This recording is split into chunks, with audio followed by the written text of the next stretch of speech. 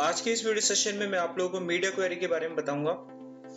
Media query क्या होती है एक्चुअली, अगर आप कोई साइट बनाते हैं तो आप उस साइट को रेस्पॉन्सिव करना चाहते हो। रेस्पॉन्सिव साइट का मतलब होता है कि वो साइट अलग अलग डिवाइस में जब आप ओपन करते हैं तो वो उसके हिसाब से रेस्पॉन्स करती है, उसे हम बोलते हैं रेस्पॉन्सिव साइट। और रेस्पॉन्सिव साइट को बनाने के लिए हम लोगों को मीडिया क्वेरी लगानी पड़ती है।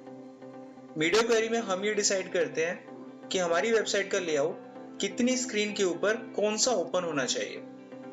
तो मैं यहाँ पर आपको उसे प्रैक्टिकली करके बताता हूँ कि आप अपने वेब प्रोजेक्ट में मीडिया क्वेरी को कैसे यूज कर सकते हैं। तो चलिए स्टार्ट करते हैं। तो सबसे पहले हम यहाँ पर VS कोड ओपन कर लेते हैं। इसके अंदर मैं एक HTML की फाइल यहाँ क्रिएट करता हूँ और एक हम CSS की फाइल यहाँ बना लेते हैं। अब मैं इस HTML की फाइल को यहाँ पर क्रिएट करते हैं और इसके अंदर हम अपनी जो CSS फाइल है उसको अटैच कर लेते हैं। ये काम हमने कर लिया। अब जो वेब पेज होता है उसको हम साइड में ऑन कर लेते हैं। ये ऑन हो गया। अब मैं यहाँ पर क्या करता हूँ, अपनी इस साइट को रेस्पॉन्सिव बनाऊंगा 4 अलग अलग डिवाइस के लिए, मोबाइल के लिए, टैबलेट के लिए, लैपटॉप के लिए और स्क्रीन के लिए, बड़ी स्क्रीन के लिए। तो यहाँ क्या करता हूँ, मैं एक डिव बनाता हूँ, इसको एक कॉमन क्लास देता हूँ और इसको एक आईडी देता हूँ, div 1 2 3 इस तरीके से। और हम ये 4 डिव क्रिएट कर देते हैं। आप देख सकते हैं 4 डिव मेरे पास है, उनके पास एक कॉमन क्लास है बॉक्स और यहाँ पर 4 अलग अलग डिव हैं। अब मैं यहाँ पर लिख देता हूँ साइट के नाम, समथिंग लाइक यहाँ मैंने लिखा mobile, tablet, laptop and wide screen. Okay, अब इसमें एक छोटा सा CSS हम यहाँ अप्लाई करते हैं। तो यहाँ पर हमने लगाया यूनिवर्सल टैग, मार्जिन किया 0 पॉइंट, पैडिंग किया 0 पॉइंट, बॉक्स साइजिंग कर दिया यहाँ पर बॉर्डर बॉक्स। ओके, अब हम यहाँ पर डिव को टारगेट करते हैं जिसकी कॉमन क्लास बॉक्स थी।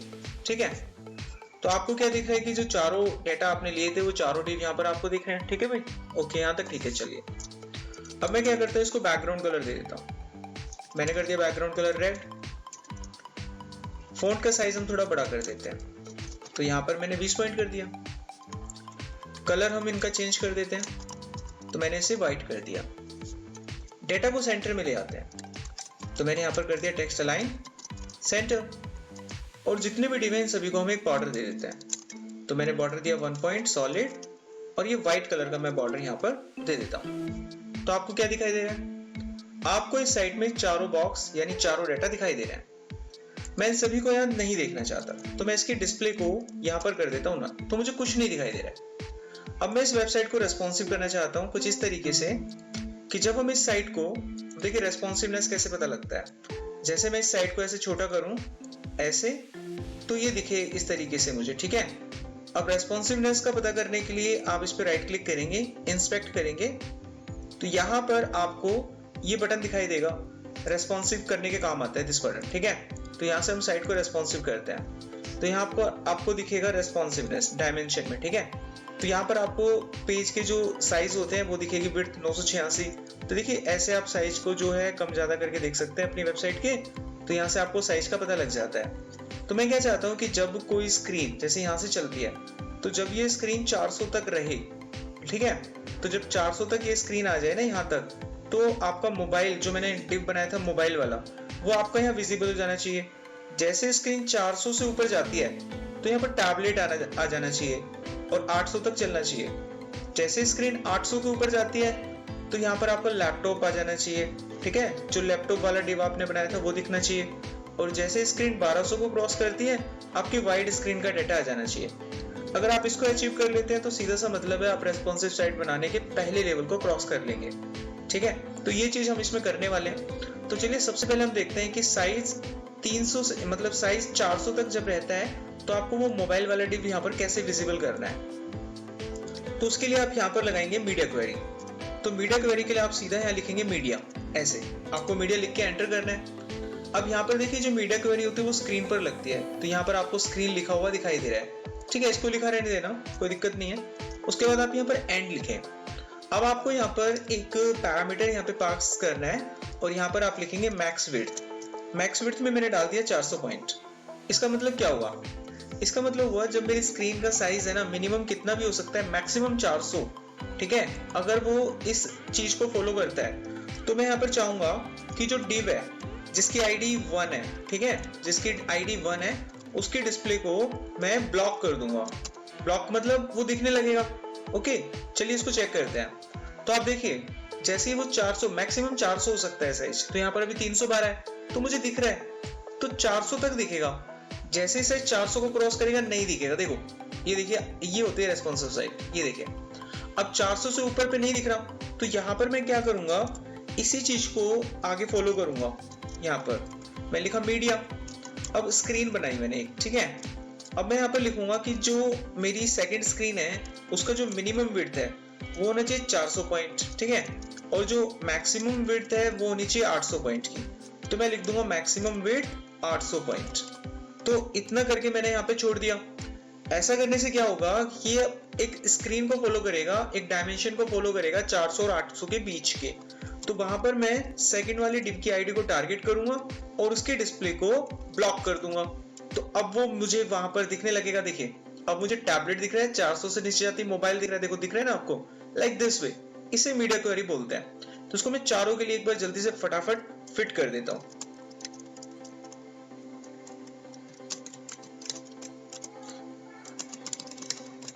तो यहां पर आप लिखें अगेन मिनिमम विड्थ 800 पॉइंट और मैक्सिमम विड्थ 1200 पॉइंट। ये भी हो गया। और यहां पर मैं div 3 को क्या कर दूंगा, ब्लॉक कर दूंगा उसके डिस्प्ले को। तो यहां पर मुझे div 3 दिखने लगेगा। ये भी कर लिया हमने। अब हम पहुंचते हैं अपनी लास्ट स्क्रीन पे। तो यहां पर मैं एक ही चीज लिखूंगा, यानी कि मिनिमम विड्थ। मैक्सिमम विड्थ जो है उसका वो कितना भी हो सकता है। तो मैंने बोला अगर मिनिमम विड्थ 1200 है, मैक्सिमम कितना भी हो सकता है। तो उस वक्त मैं div 4, जिसकी आईडी div 4 है, उसके डिस्प्ले को ब्लॉक कर दूंगा, यानी वो विजिबल हो जाएगी। अब देखिए प्रॉपरली काम करेगा। तो जब आपके साइज की स्क्रीन 400 तक रहती है तो मोबाइल का पैटर्न आपको ऑन दिखता है, लेआउट ऑन दिखता है। जैसे ही वो 400 से 800 के बीच में जाता है तो टैबलेट का लेआउट ऑन हो जाता है, और जैसे ही वो 800 से 1200 में जाता है तो दूसरा लेआउट हमारा यहाँ विजिबल होना चाहिए। उसको एक बार चेक करते हैं। यहाँ पर चेक कीजिए, 400 से 800 ओके है, मिनिमम विड्थ 800, 800 से 1200। यहाँ पर मुझे div 3 को डिस्प्ले को ब्लॉक करना है। तो यहाँ पर हम पैटर्न को चेक करते हैं, उसकी आईडी div 3 है कि नहीं है। तो यहाँ पर div 1 हो गया, div 2 हो गया, div 3। तो यहाँ पर ये ओके है। CSS पे दोबारा जाते हैं। अब यहाँ चेक करते हैं, ब्लॉक की स्पेलिंग ओके है, ओके है, div 3 ओके। देन यहाँ पर क्या प्रॉब्लम है चेक करो, minimum width 800 point and maximum width 1200 point. वापस आते हैं। नाउ ये परफेक्टली चल रहा है। Tablet, then laptop and then wide screen. दिख रहा है ना। तो कुछ इस तरीके से आपकी साइट जो है रेस्पॉन्सिव बनती है।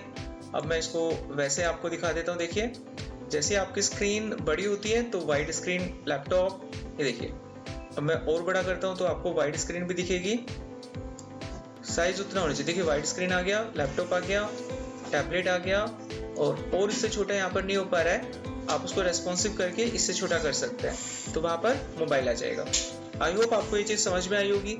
इसी चीज को फॉलो करके जो भी डेवलपर होते हैं वो साइट को रेस्पॉन्सिव करते हैं। अगले वीडियो सेशन में मैं आप लोगों को कंप्लीट एक लेआउट यानी 2-3 लेआउट में आपको बना के दिखाऊंगा, और उसको हम देखेंगे स्क्रीन पर, अलग अलग स्क्रीन पर चलाकर कि वो किस तरीके से अपने लेआउट को चेंज करती है।